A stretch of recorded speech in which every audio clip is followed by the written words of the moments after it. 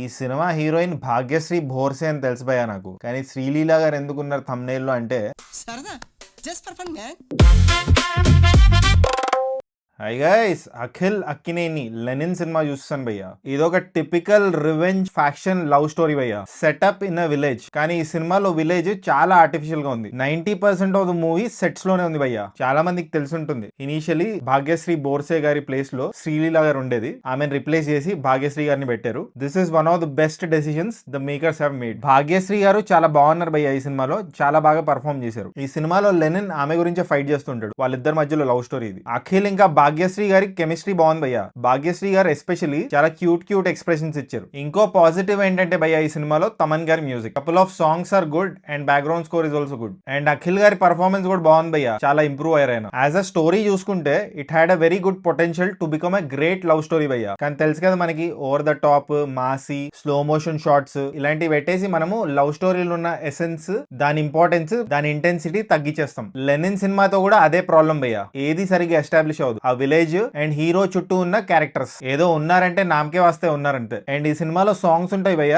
ప్రతి అకేషన్ కి తగ్గట్టు మన దగ్గర బట్టలు ఉంటాయి కదా, ఆ టైప్ లో ఈ సినిమాలో ప్రతి సిచ్యువేషన్ కి సాంగ్ ఉంది. Totally unnecessary. నాకు ఫస్ట్ హాఫ్ డీసెంట్ గా అనిపించింది భయ్య, with a good interval twist. Expect చేయలేదు నేను అది. అండ్ ప్రాబ్లం ఏంటంటే భయ్య, ఈ సినిమాతో కన్వీనియంట్ రైటింగ్. ఎవరో ఒక థర్డ్ పర్సన్ ఇద్దరు మాట్లాడుకున్నట్టు, ఏదైనా హత్య జరుగుతున్నప్పుడు చూసేయడం, చాటుగా చూసేయడం, ఇలాంటివి జరుగుతూ ఉంటాయి భయ్య. Too much convenience and very outdated writing అది. సలార్ మూవీలో పండిత్ అనే క్యారెక్టర్ ప్లే చేశారు భయ్య ఒక ఆయన ఈ సినిమాలో అఖిల్ గారి ఫ్రెండ్ క్యారెక్టర్ ప్లే చేశారు. చాలా బాగా చేశారు ఆయన. ఈ సినిమాలో అన్నెసెసరీ అనిపించింది ఏంటంటే నాకు మహాభారతం యాంగిల్ లేకుండా కూడా ఈ సినిమాని తీసుంటే, ఈ స్టోరీని చెప్పుంటే కనెక్ట్ అయ్యేది. ఎందుకు తీసుకొచ్చారో మహాభారతం యాంగిల్ అర్థం కాలేదు. And I felt junior NTR గారి వాయిస్ ఓవర్ కూడా అన్నెసెసరీ. ఆయన వాయిస్ ఓవర్ బాగుంది కానీ ఆయన చెప్పడం అదంతా, బట్ వాయిస్ ఓవర్ లేకుండా కూడా సినిమాకి అదే ఇంపాక్ట్ ఉండేది. అండ్ సునీల్ గారు ఉంటారు భయ్య, ఆయన కామెంటరీ ఏంటో మధ్యలో. లెనిన్ అని ఎందుకు పెట్టారంటే భయ్య, ఇది ఒక biopic style movie.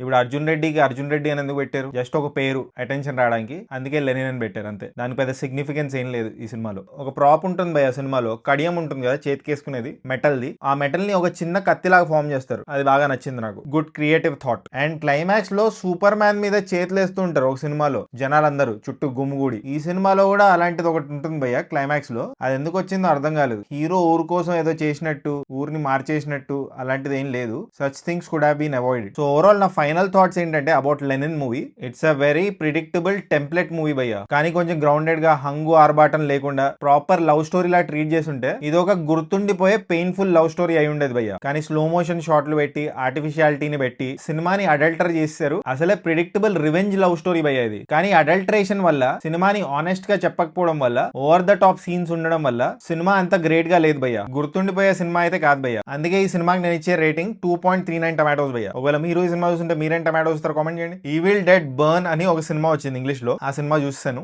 And Prithviraj గారిది మలయాళం మూవీ ఒకటి వచ్చింది, ఐ నోబడి అని, ఆ సినిమా కూడా చూసాను. ఈ రెండు సినిమాల రివ్యూ కూడా ఇస్తాను. సో జస్ట్ ఇన్ కేస్ మీరు ఇంకా సబ్స్క్రైబ్ చేసుకోకపోతే సబ్స్క్రైబ్ చేసుకోవచ్చు కదా. పుచ్చుక్ పుచ్చుక్.